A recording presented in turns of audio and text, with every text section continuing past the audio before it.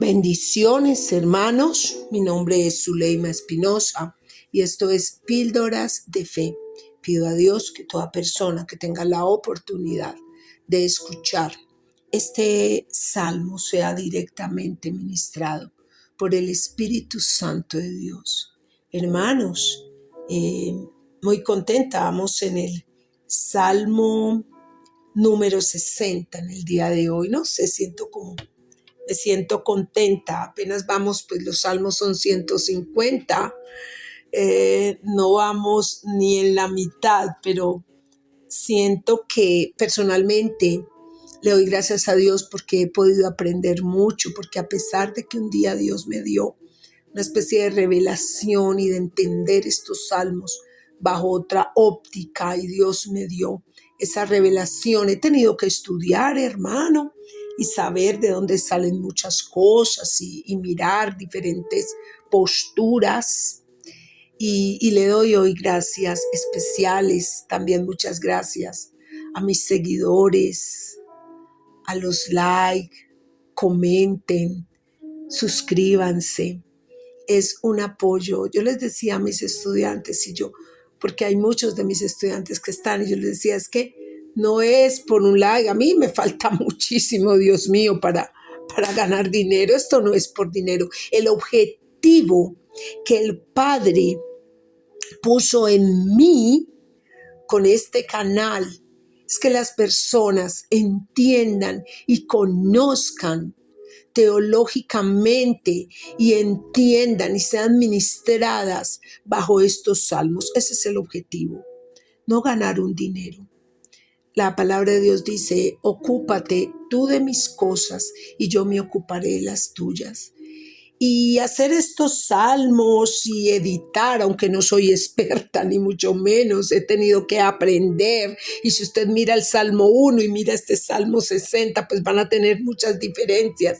Pero a pesar de eso, he tenido que aprender y he tenido que dedicar muchas horas porque no salió, porque se borró, porque está mal. Y vuelvo a editar y vuelvo a hacer. Pero yo digo, bueno, Señor, yo me estoy ocupando de tus cosas y tú te ocuparás de las mías. Entonces, el objetivo es que usted sea ministrado y que usted entienda, que usted Dios le dé revelación al escuchar estos salmos. Amén. Bueno, hermano, vamos hoy con el Salmo 60. El Salmo 60 se llama plegaria pidiendo ayuda contra el enemigo. Entonces vamos a ver otra vez una huida más de David y cómo al final el Padre siempre le va a dar esa victoria a él por su amor, por su misericordia. Puede ser de la derrota a la victoria en Dios. Porque a veces pensamos, hermano, usted y yo, que estamos derrotados, que no hay salvación para nosotros, que qué vamos a hacer. Pero mentiras, hermano, eso son mentiras del perro. Dios siempre nos va a dar la victoria en Él, porque Él no deja una oración sin respuesta. Dios contesta todas nuestras oraciones. Dice al músico principal sobre lirios. Entonces ya sabemos que sobre lirios puede referirse a un instrumento o a una melodía particular. Dice, testimonio Mictam de David. Sabemos que es un salmo dorado de David para instruir a las generaciones presentes y futuras, especialmente acerca de confiar en Dios y en nada más en tiempo de conflicto. Luego dice, para enseñar cuando tuvo guerra contra Aram Naharaim. Este es el nombre de una región para la cual David hizo guerra. Aparece en el título del Salmo 60, equivale a Mesopotamia o a una parte de Mesopotamia. Entonces ahí sabemos ya ese contexto geográfico. Y contra Aram de Sobá es el nombre de una región, de un valle entre el Líbano y el Antilíbano, y del pueblo que habitaba allí. Saúl les hizo guerra y los venció. Entonces estamos viendo que él venció a Aram Naharaim, que quedaba en Mesopotamia, y Aram de Soba, que quedaba en el Líbano. Y volvió ¿a dónde? A Joab. Joab y era hijo de Sarbia, era hermana del rey David y por tanto era sobrino de David. Los hermanos de Joab eran dos de los valientes guerreros de David, Abisai y Asael. Joab fue nombrado comandante de los ejércitos de David por su victoria entre los jebuseos, ¿sí? Y esa victoria ante los jebuseos resultó en la posesión de la ciudad de Jerusalén, en Sion, la ciudad de Dios. Gracias a esta victoria, Jerusalén se convirtió en la ciudad de David, o sea, y volvió Joab. Y destrozó, oigan lo que pasó, destrozó a 12,000 de Edom en el valle de la Sal. Entonces vamos a ver qué pasó ahí. Valle en el cual el ejército de David dio a muerte a 18,000 edomitas, donde el rey Amasías aniquiló a otros 10,000 idumeos antes de tomar Shelah. Este valle ha sido identificado ahora por la mayor parte de los eruditos, ubicado al este de Beerseba. Es el Valle de la Lágrima, tal vez el Valle de las Balsáminas, nombre de un valle en Palestina, quizá llamado así por las balsameras que crecían allí, ¿sí? Este salmo se ubica en algún momento de la primera parte del reinado del rey David, ¿ya? Cuando sometió a las naciones vecinas. En 2 de Samuel 8, 1 al 8, registra esas victorias de David sobre Filistea, Moab y Siria. Recordemos en este momento todo lo que le tocó vivir a los moabitas por ese pecado que ya traían cuando la hija de Lot las hermanas se hicieron con su padre y de ahí ya tenían una maldición. En 2 de Samuel 10, 1 al 19, cuenta las victorias de David sobre Amón y Siria, ¿ya? Y en Crónicas 18, 11 al 13, cuenta las victorias de David sobre Edom y específicamente en el Valle de la Sal, en Moab, en Amón, Filistea y Amalek. Entonces este es el contexto histórico que nos da este salmo. Entonces vamos a mirar. El Salmo 60 es un salmo a 3 voces. Primero tiene una voz de lamento, luego está la voz de Dios y luego está la fe, esa fe que siempre, mire, si hay algo que David me deja a mí a lo largo de estos 60 salmos, es esa fe y esa confianza en Dios. Y cuando hay fe, Dios tiene misericordia, sí. Dios tiene misericordia. Pero aquí, como en pocas veces, está esa voz de Dios. Está Dios respondiéndole muy posiblemente en el Espíritu. Le está respondiendo a David cuando David le está haciendo este cántico. Porque aparece la voz de Dios. Aquí dice, la primera voz, la voz de lamento, dice, oh Dios, tú nos has desechado, nos quebrantaste, te has aireado, vuélvete a nosotros. Pero ¿qué pasa cuando dice que lo quebrantó? Dice, David y los ejércitos de Israel lucharon contra ejércitos extranjeros y experimentaron cierta derrota. David sabía que cuando el Señor peleaba por Israel, la victoria estaba asegurada. Si había derrota, era porque Dios estaba disgustado. Por tanto, David apeló a él. Creía que era la causa principal, ¿ya? Y eso sucede porque la derrota era el sentido de separación de Dios. El pueblo de Dios vive una existencia sin sentido, sin su presencia. O sea, ¿qué significado tiene su vida y mi vida, hermano, si Dios no está, si la presencia de su Santo Espíritu no está con nosotros? Mire que hay una canción que dice, si tu presencia conmigo no va, no quiero ir, ¿sí? Se toman la derrota muy en serio porque el abandono divino es la condición más miserable. Mire, hermano, si el Padre no está en su corazón, ¿qué somos? Si yo no siento su amor dentro de mí, ¿qué soy? Si yo no siento su cobijo, si yo no oigo su voz, ¿qué soy yo, hermano? ¿Qué diferencia tendríamos nosotros de una vaca? ¿Qué diferencia tendríamos nosotros de cualquier animal, de un mosco, de un gato? ¿Qué diferencia tendríamos si el Padre no estuviera con nosotros? No seríamos nada. ¿Sí? A ver, si no hubiera sido por este salmo y el título del salmo, no hubiéramos tenido ni idea de la resistencia de los vecinos hostiles de David cuando estuvo en la cima de su poder. Él siempre tuvo esos vecinos hostiles. Luego dice, hiciste temblar la tierra, la has hendido, le ha hecho hoyos a la tierra, la ha abierto. Sana tus roturas porque titubea.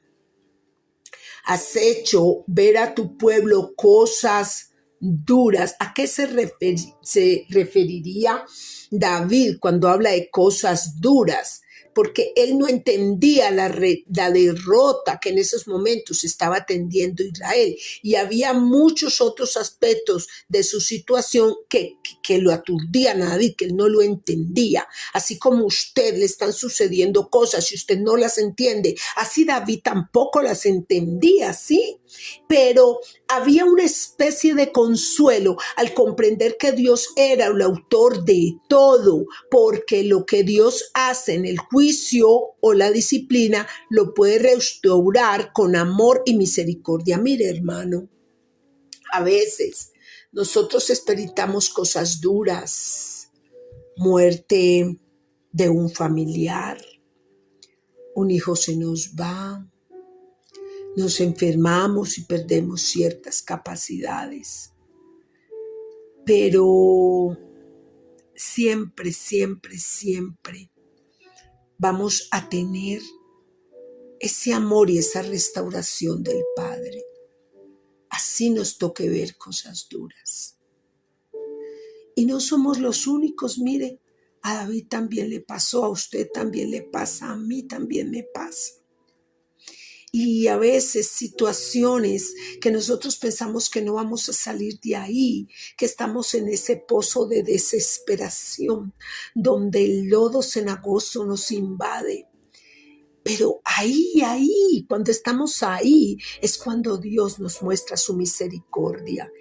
Cuando estamos ahí, es cuando Dios nos muestra su misericordia y nos saca de ahí y nos convierte, nos sube ahí a esa peña fuerte. Dice, nos hiciste beber del vino del aturdimiento. Sabemos que los que toman vino se aturden. Es decir, la imagen de estar sometido y sin esperanza a la ira de Dios aturde.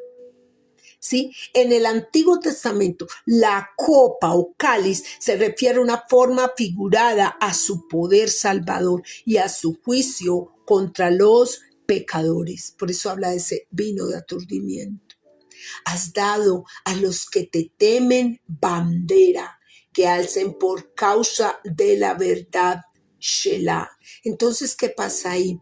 David sentía que Dios había desechado y quebrantado a Israel. ¿Por qué? Porque no le estaba dando la victoria, porque los habían derrotado. Sin embargo, no dejaba de enarbolar la bandera de la alianza y confiaba en Dios.